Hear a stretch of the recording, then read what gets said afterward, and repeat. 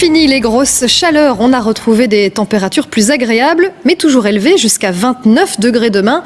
Et comme il n'a pas plu depuis longtemps, eh bien les champs agricoles sont secs. À Sorines, en province de Namur, les pompiers sont intervenus la nuit dernière pour un incendie de ballots de paille, le deuxième du genre dans la région en moins d'une semaine. Alors retrouvons Louis Matagne depuis Sorines. Louis, il s'agit d'un incendie un petit peu particulier qui pousse d'ailleurs les pompiers à mettre en garde.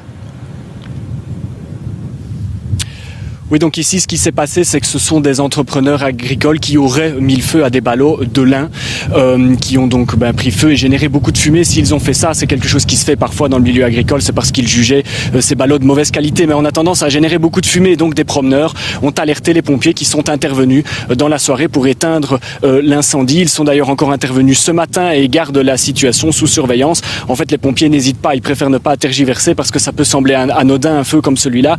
Mais en fait, il fait encore très sec. Le risque est toujours considéré comme élevé dans les milieux ouverts et donc les pompiers sont extrêmement vigilants et c'est le message qu'ils font passer. La vigilance reste importante en cette fin d'été. Ça vaut pour le monde agricole mais ça vaut aussi pour vous et moi, pour les particuliers. Et d'ailleurs, voici quelques conseils que nous donne le porte-parole de la zone d'Inafi, Patrice Liétard. Les feux ne sont pas autorisés à moins de 100 mètres des habitations, un code rural. Si néanmoins vous faites un feu, faut toujours rester vigilant et à côté du feu jusqu'à son extinction totale.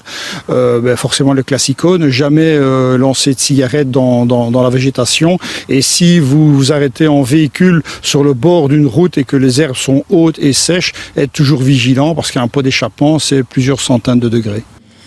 Merci à vous Louis.